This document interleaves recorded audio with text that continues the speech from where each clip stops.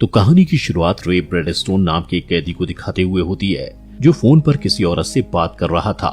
तभी एक दूसरा कैदी उसके पास जाकर उसे परेशान करने लगता है। पहले तो रे उसे इग्नोर करने की कोशिश करता है, पर जब वो कैदी उसे तंग करना बंद नहीं करता तो रे उसके चेहरे पर एक जोरदार पंच मारकर उसे वहां से भगा देता है। इसके कुछ दिनों बाद रे जेल से रिहा हो जाता है। अब पूरे 7 साल की सजा काटने के बाद जब वो जेल से निकलता है तो जाने से पहले जेल के वार्डन को रे सारी बुक्स वापस कर देता है जिन्हें वो जेल में पढ़ता था। जैसे ही रे जेल से बाहर निकलकर थोड़ी दूर जाता है, तभी फिलिप नाम का एक आदमी अपनी एक्सपेंसिव कार लेकर उसके पास आता है और रे को एक बैंक लूटने के लिए अपने साथ चलने को कहता है। यहाँ हमें पता चलता है कि रे पास में उस आदमी का साथी रह चुका था।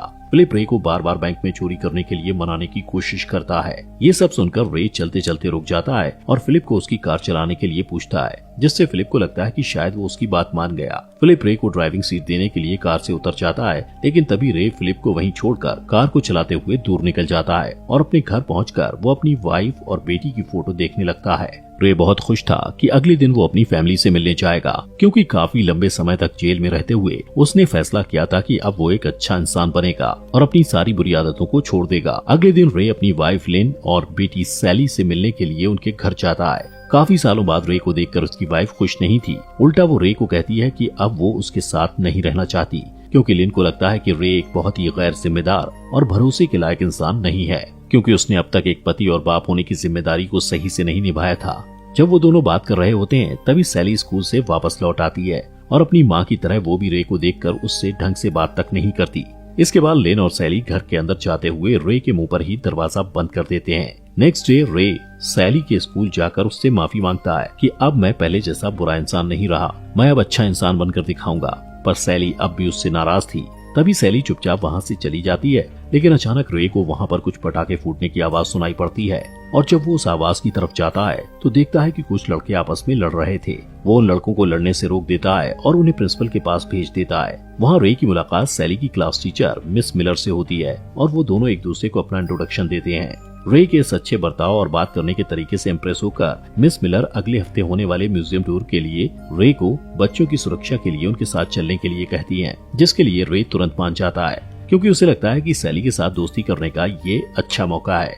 उसी शाम फिलिप रे के घर आता है और उसे दोबारा बैंक में चोरी करने के लिए उनकी टीम में शामिल होने के लिए कहता है, लेकिन रे पहले की तरह इस बार भी उसे ऐसा करने से इनकार कर देता है। रे गुस्से में फिलिप को कहता है कि पिछली बार तुमने मुझे धोखा दिया था, जिस वजह से मुझे पूरे 7 साल जेल में सड़ना पड़ा। अगले दिन रे फिर से अपनी वाइफ लिन को मनाने के लिए उसके घर जाता है, पर इस बार उसे लिन का नया पति मिलता है। तभी लिन और उसका नया पति रे के सामने ही एक दूसरे को किस करने लगते हैं, जिससे रे को मन ही मन बहुत गुस्सा आता है। लिन के नए हस्बैंड के जाने के बाद रे लिन को फिर से समझाने की कोशिश करता है कि अब मैं बिल्कुल ही बदल गया हूँ, मैं पहले के जैसा बुरा इंसान नहीं रहा, अब मैं तुम दोनों का अच्छे से ख्याल रखूंगा। लेकिन लिन उससे कहती है कि तुम्हारे पास कोई भी जॉब नहीं है तो तुम घर का खर्चा कैसे चलाओगे। यहाँ पर रे को रियलाइज होता है कि लिन को पैसा चाहिए, इसलिए वो जॉब के लिए कई सारी कंपनीज में इंटरव्यू देने जाता है। अब क्योंकि रे का क्रिमिनल रिकॉर्ड था, जिसे देखकर उसे सभी जगहों से रिजेक्ट कर दिया जाता है। ऐसे ही एक दिन जब रे अपने अपार्टमेंट में वापस आ रहा होता है तो वो देखता है कि उसके अपार्टमेंट में आग लग गई,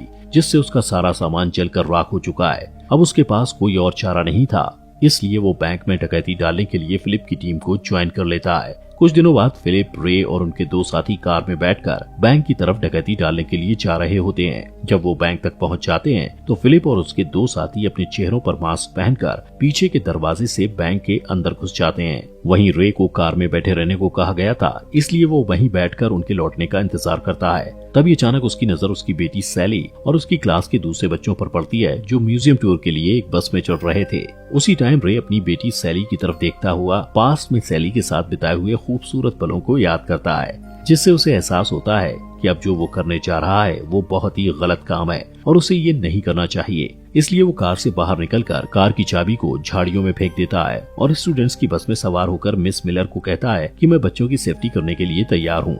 वहीं सैली अपने डैड रे को देखकर बहुत गुस्सा होती है और उससे बस से उतर जाने के लिए कहती है, लेकिन रे को लगता है कि अगर वो वहाँ से चला गया तो अपनी बेटी को हमेशा के लिए खो देगा, इसलिए वो सैली की बात को इग्नोर करके वहीं बैठा रहता है। दूसरी तरफ फिलिप और उसके साथी बैंक लूटकर वापस कार में आते हैं तो देखते हैं कि रे वहाँ नहीं है और कार की चाबी भी गायब है। अब पुलिस से पकड़े जाने के डर से वो लोग वहाँ से भागने लगते हैं, जिनमें से डेल नाम का एक चोर भागते हुए एक बस से टकरा जाता है और उसका पैसों से भरा हुआ बैग नीचे गिर जाता है। तभी वो पकड़े जाने के डर से उस बैग को वहीं छोड़कर भागने लगता है, लेकिन कुछ पुलिस वाले उसे पकड़कर अपने साथ ले जाते हैं। इसी दौरान फिलिप अपने दूसरे साथी गोल्डी के साथ एक कार चुराकर वहाँ से भाग रहे होते हैं कि तभी उनकी नजर रे पर पड़ती है, जो स्कूल बस में बैठा हुआ था।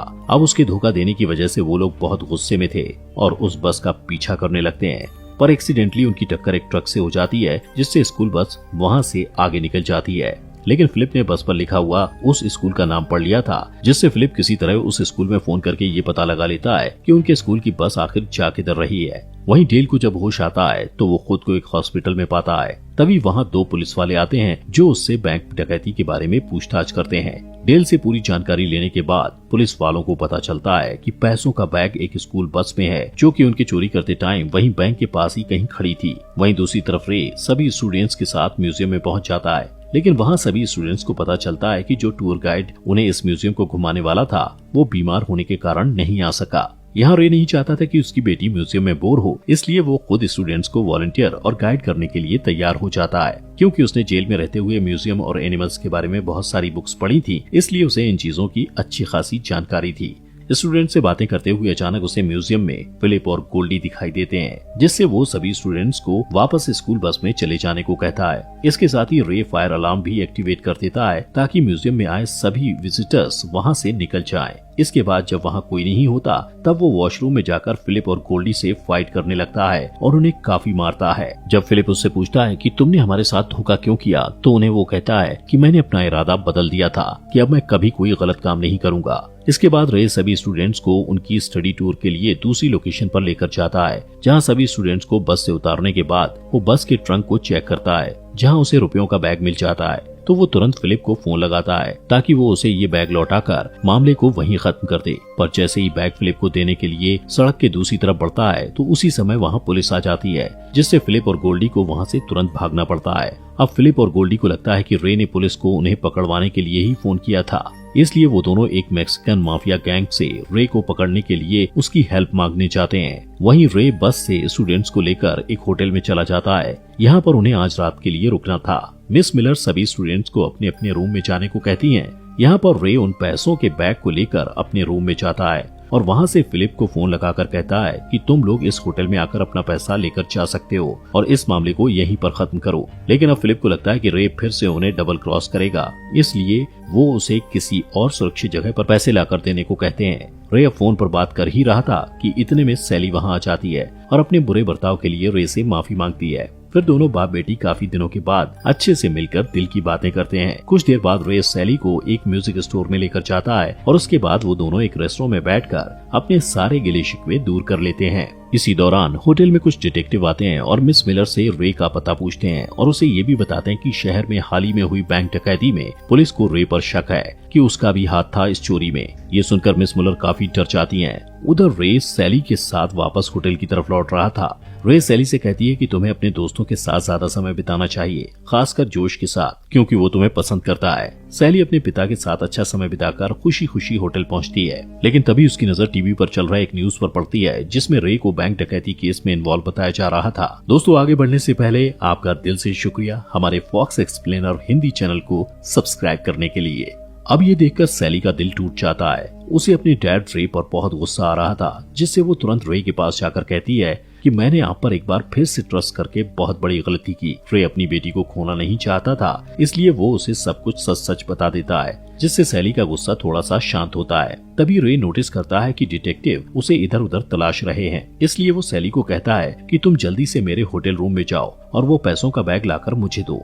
अब जैसे ही सैली उसे वो बैग लाकर देती है तो रे उसे अपने दोस्तों के पास वापस होटल में जाने के लिए कहता है और खुद बैग लेकर फिलिप को लौटाने के लिए उसकी बताई हुई लोकेशन पर निकल पड़ता है। वहीं सैली जैसे ही होटल में एंटर होती है तो फिलिप और गोल्डी उसे किडनैप कर लेते हैं। दूसरी साइड रे फिलिप के बताए हुए ठिकाने पर पहुंच जाता है। वहाँ उसे फिलिप की जगह मैक्सिकन गैंग के 3 मेंबर्स दिखाई देते हैं। इस बात से चिढ़कर वो उन तीनों को बिना डिटर्जेंट के धो डालता है। तभी रे को फिलिप की कॉल आती है और वो बताता है कि हमने तुम्हारी बेटी को किडनैप कर लिया है। ये सुनकर रे को और भी ज्यादा गुस्सा आता है और वो उन्हें धमकाता है कि अगर उन लोगों ने उसकी बेटी को जरा सी भी तकलीफ दी तो वो उन्हें कुत्ते की मौत मारेगा। लेकिन फिलिप पर उसकी बात का कोई असर नहीं पड़ता और वो उसे एक सीक्रेट लोकेशन पर बुलाता है और कहता है कि हमें हमारा पैसा दे देना और हम तुम्हें तुम्हारी बेटी सौंप देंगे। रे तुरंत एक टैक्सी में बैठकर उस लोकेशन पर जाता है जहाँ फिलिप ने उसे बुलाया था। वहाँ पहुंचकर रे टैक्सी ड्राइवर को कुछ रुपए देकर उसे समझाता है कि जैसे ही सैली टैक्सी में बैठेगी वो उसे लेकर वहाँ से दूर चला जाए।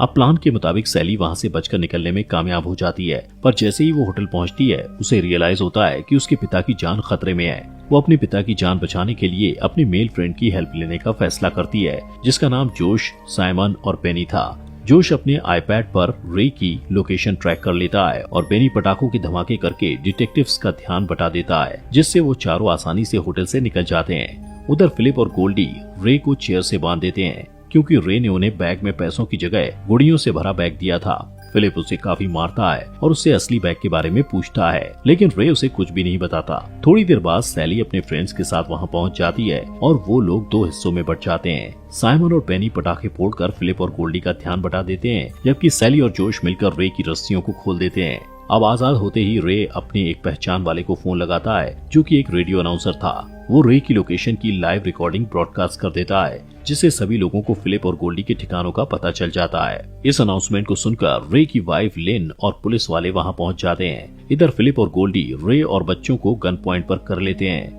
फिलिप को पता नहीं था कि उसकी सभी बातें रिकॉर्ड हो रही थीं, इसलिए वो ओपनली बोलता है कि रे का इस बैंक डकैती में कोई हाथ नहीं है, पर वो लोग उसका फायदा उठाने के लिए उसे इस बैंक डकैती में शामिल करना चाहते थे। इतना कहकर फिलिप उन सब को शूट करने ही वाला होता है कि तभी वहाँ पुलिस पहुँच जाती है और उन दोनों क्रिमिनल्स को पकड़ लेती है। अब फाइनली रे निर्दोष साबित हो जाता है क्योंकि बैंक डकैती के समय वो स्टूडेंट्स के साथ स्कूल बस में था। अब यहाँ पर लिन भागती हुई आती है और अपनी बेटी को सही सलामत देखकर थोड़ा राहत महसूस करती है, पर सभी बच्चों की जान खतरे में डालने के लिए रे को थप्पड़ मारती है जिस पर रे कोई रिएक्शन नहीं देता, सिर्फ इतना कहता है कि अब मैं एक अच्छा इंसान बन गया हूँ। मूवी के लास्ट सीन में हम रे को रेडियो स्टेशन पर काम करते हुए देखते हैं जहाँ उसे फिलिप की कॉल आती है जो उससे जेल की लाइफ में एडजस्ट होने के लिए उसकी एडवाइस मांगता है। तो रे उसे सलाह देता हुआ कहता है कि जेल में तुम्हें शांति से रहने के लिए दूसरे कैदियों के साथ लड़ना पड़ेगा, हमेशा सच का साथ देना होगा और दीवार के सहारे बैग टिका कर सोना होगा। और इसी के साथ ये मूवी यहीं खत्म हो जाती है। दोस्तों, हमारे फॉक्स एक्सप्लेनर हिंदी चैनल को सब्सक्राइब करना मत भूलना।